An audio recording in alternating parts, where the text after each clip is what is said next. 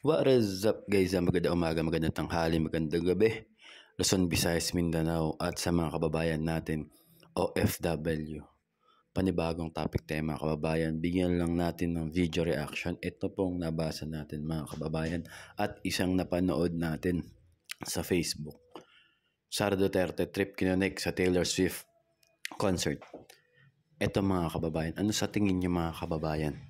Galing nga ba talaga si Sara Duterte upang manood ng concert ni Taylor Swift sa kasagsagan nga po ng bagyo at habagat?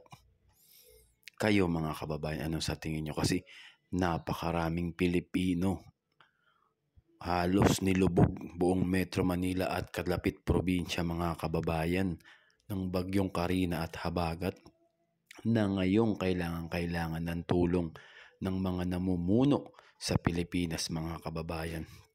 Ito nga po si Vice President Sara Duterte mga kababayan is nakikita natin sa mga Facebook na nagte-trending nga po na wala nga daw po dito sa Pilipinas nung kasagsagan nga po na itong bagyo mga kababayan at pagtapos ng bagyo upang mamigay ng tulong man lang sa mga kababayan nating nasa lanta mga kababayan, kasi ang ibang mga namumuno nakaupo sa gobyerno ay namigay sila ng mga bigas, yung mga tubig, yung mga number 1 pangangailangan ng mga tao mga kababayan, lalo na rin ng mga taga LGU.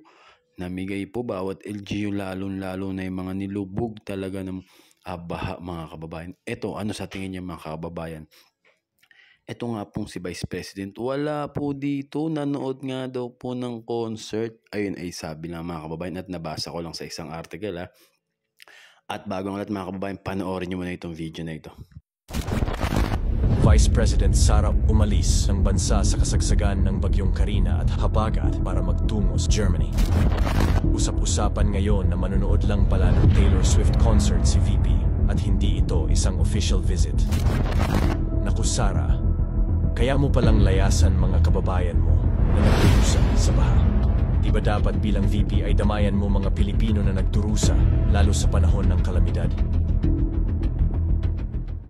At ayun na nga mga kababayan, napanood nyo nga po ang video mga kababayan na nakita natin sa Facebook. Kasi naman mga kababayan, ang mga nakaupo mga kababayan sa gobyerno, mga kababayan, ito para lang yan mga empleyado. Kumbaga, parang tayo, mga empleyado sa isang kumpanya. Siyempre, lalo pag may importante, di ba? O sabi mo kung ano man yung rango, pinakamababa man sa construction, laborer, may foreman, may supervisor, may project manager. Ano lang yan kapag ka ba hindi ka pumapasok sa trabaho, anong gagawin sa'yo? Siyempre, sisibaking ka, di ba? Ganon din yan sila mga kababayan. Pag sinibak ka, walang sweldo. Ganon din yan sila mga kababayan, mga namumuno sa atin mga kababayan. Kaya nga natin sila inihalal para kapag meron kailangan natin ng tulong, andyan sila kasi mga taxpayer tayo rin naman.